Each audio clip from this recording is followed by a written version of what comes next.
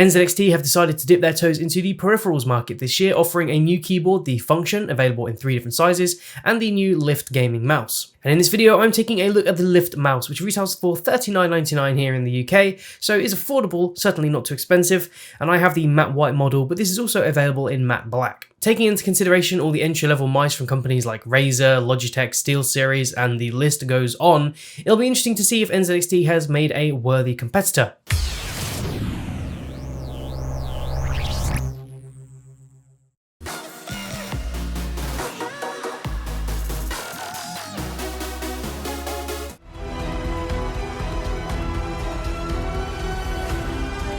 Hi, my name's Jack and welcome to today's Kit Guru review.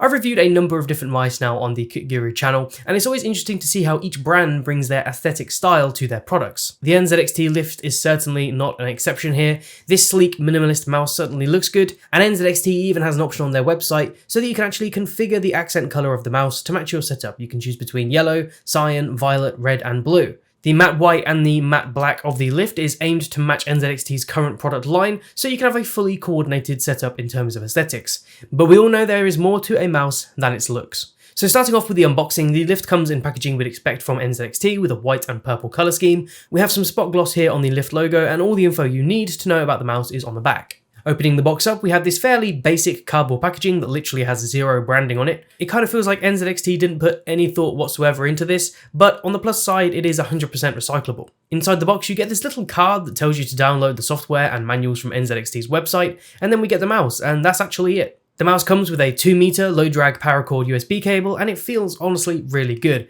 It's lightweight, and there are no problems whatsoever with the cable snagging or getting caught while gaming. In fact, I would say this is the closest you're going to get to using a wireless gaming mouse. For most of my testing, I used the mouse with the Zoe bungee, and quite honestly, the Lift feels fantastic. It's also extremely lightweight considering it doesn't have a honeycomb perforated design. NZXT lists this as 67 grams, and on my scales, it weighs exactly that. This is perfect for FPS gamers or people who just want a lightweight mouse. It's also worth bearing in mind that the glorious Model D- wireless has the same advertised weight as this, and considering this mouse isn't wireless and doesn't have holes cut out of it, it's pretty impressive that NZXT managed to get this to 67 grams. The mouse is fairly standard in size at 12.6cm long, 6.7cm wide, and 3.8cm high.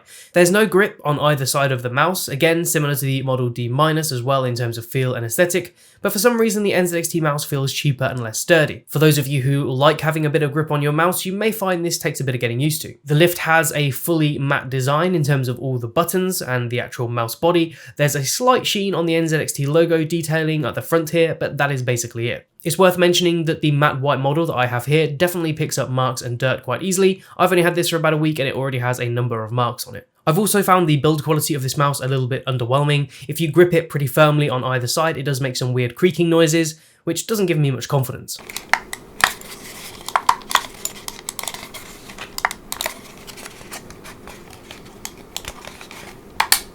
But in day-to-day use, you're not going to be applying a lot of pressure to it, so this shouldn't be a problem. The Lift does have a few NZXT branding touches that are kind of nice, like the debossed NZXT logo at the front, and if you look extremely carefully, you'll see an NZXT logo at the back end of the mouse as well. This logo is barely visible, and I really like that. In addition to this incredibly minimal design, there's also very little RGB, just some side strips at the bottom of the mouse. I love subtle RGB and feel that the mouse looks really good, but if you're someone that likes crazy lighting, then this might disappoint. There is one thing in particular about this mouse that really bothers me and I have to mention in this review, and it's the space between the side buttons and the bottom of the mouse. It's just so short. Now I have pretty small hands and my thumb barely has any space to sit between the mouse mat and the side buttons. Most of the time using this, my thumb has been rubbing on the desk and I really don't like that. Comparing this side by side with another mouse, you can see just how little space you get on the Lift.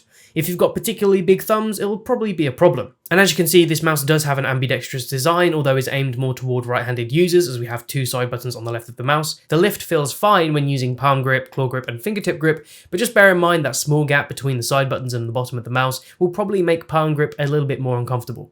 On the underside of the mouse, you do get 3 PTFE gliders, the top, bottom, and around the sensor. The top and bottom PTFE gliders are pretty big compared to some other mice I've used, and I found the mouse to glide smoothly across any surface. The lift has 6 buttons: the left and right click, scroll wheel click, DPI profile button, and 2 side buttons. The right and left click use Omron switches rated for 20 million clicks. I did try and take the case off to see exactly what kind of switches we have in here, but there doesn't seem to be any screws at the top of the mouse, so I couldn't pop it off. If I do manage to find out exactly what switches are used, we'll update the review in the description. Pre-travel is fairly minimal on the left and right click, but there is a fair amount of post-travel, although this hasn't affected anything in my daily use. Looking at the scroll wheel, this is actually quite nice. The click is fast and responsive, and when you scroll there is a good amount of resistance so you don't ever overscroll.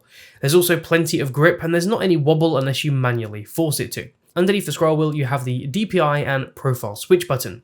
Press this once to go through 400, 900, 1800 and 3600 DPI. These DPI levels are customizable in the Cam software in increments of 100. Now when cycling through the DPI levels, the RGB strips on either side of the mouse blink a particular color based on what you have set in the Cam software, and by default it's red for 400, yellow for 900, white for 1800 and blue for 3600 DPI. If you long press the DPI button, you'll be taken through 4 different profiles, and each of these have a different RGB effect. These profiles can be customized in the Cam software, and we'll get to that later, and when you have actually customized this in Cam, it'll be saved to the mouse and you can use it without the software. Finally, we have the 2 side buttons, and again, these are fine, but as I mentioned earlier, they are a little low, so your thumb doesn't get much room to rest on the side of the mouse.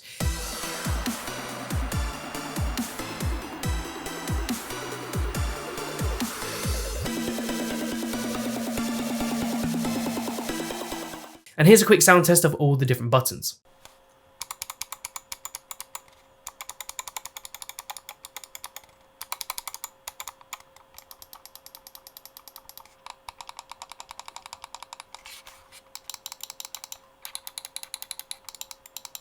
The lift features the PixArt 3389 16000 DPI sensor, which is one of PixArt's most popular sensors, and rightly so. The overall performance has been great, tracking is fast and accurate, I've got nothing to complain about, no jitters or anything like that. The mouse feels responsive and I've enjoyed using it for gaming both casually and competitively, aiming in games has felt precise, and overall it's been fantastic to use. For those of you who like your specs, the sensor has 400 IPS tracking speed, 50 Gs of acceleration, and the lift-off distance can be customized between 2 and 3 mm via the Cam software. And with a max polling rate of 1000 Hz giving you just 1 millisecond of latency, the lift should offer optimal performance in most if not all modern games. As most of the lift's customization is limited to the software, let's take a look at NZXT Cam. From the top we can select a profile to edit, as well as save the profile to the lift if we want to. The first section is all about RGB, so you've got the brightness slider on the top right, and you can choose between the base and reactive settings. Reactive customization essentially adjusts the RGB based on your clicks. There are a number of different base options, including solid color, solid gradient, and you can fully customize this gradient, which is nice. You also have a number of other RGB modes as well, and it's nice to see that we also have off included. Reactive options are a bit more limited, as you only get ripple, line, and fade, and then a variety of color options. I find reactive modes annoying and never really use them, but they're there if you want them. One thing I do really like about the software is that you get a visual of the effects you've added. The next tab focuses on the DPI settings, and here you can adjust the DPI in increments of 100 and set the DPI color and whether you want to see the indicator on the mouse when cycling through DPI stages, and there's a maximum of 4 DPI slots. Next we have the polling rate and liftoff height. Polling rate is customizable between 500 and 1000 Hz, and the liftoff distance can be set to either 2 or 3 mm. So here's a quick test of the liftoff distance with the mouse set to 2 mm in NZXT Cam. Now it should still track even with one Blu-ray at each end of the mouse, which will lift it about 1.2 mm from my mouse mat. So one at the top, one at the bottom, 1.2 mm of height. And as you can see, the mouse actually does stop tracking. So even though it's set to 2 mm, it stops tracking at 1.2 mm. So testing this at 3 mm, it should be able to handle 2 Blu-rays stacked at each end of the mouse, so 4 in total, which would be around 2.4 mm of height. So let's first try with just one on each end, so that's 1.2 mm. And as you can see, the mouse tracks fine, no problems there.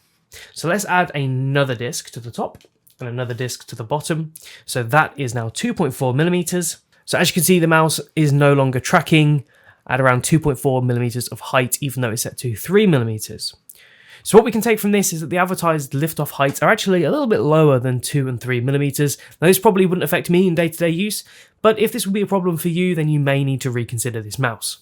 Then we have the macro options to record macros to the mouse, and finally you have the button remapping, where you can remap 4 of the 6 buttons. The NZXT Lift offers a great gaming experience, hindered slightly by its cheap plastic feel and build. But then for under £40, this doesn't really bother me too much. There's a lot to like about the NZXT Lift, but in all honesty, for this price, I think there are a number of options that you could consider, like the Razer Death Adder V2, which has a nicer grip style in my opinion, and to be honest, this mouse doesn't really offer anything new compared to what's already out there. So why it had to be made, I'm not really sure, but I guess it's nice for NZXT to have another product in their lineup. My biggest gripe with the mouse is that space between the side buttons and the bottom of the mouse. It just feels too narrow, so my thumb is always scraping on my mouse mat. But this is just a personal thing to me, you may not have this issue at all. Complaints aside, the mouse performs great in all gaming situations and has been enjoyable to use. I definitely recommend trying this mouse to see if you like it, but as I said, NZXT isn't really bringing anything new to the table when it comes to gaming mice, so if you have a mouse already and you're looking to upgrade, I don't know if this is really worth it. If you don't have a gaming mouse and you're looking to get one, then I guess this is worth trying out. And obviously, if you're an NZXT fan, you may just want to get the Lift to complete your aesthetic look, and that's fair enough. If you've enjoyed this video, be sure to leave a like, it really helps out the Kit Guru channel. If you want to see more from us, be sure to subscribe, hit that bell icon as well, and you'll be notified when Kit Guru uploads another video. If you want to pick up a cool t-shirt like the one I've been wearing in this video, the merch links are in the description. You can also support us on Patreon to unlock exclusive content. My name's Jack, you've been watching Kit Guru, and I'll see you in the next video.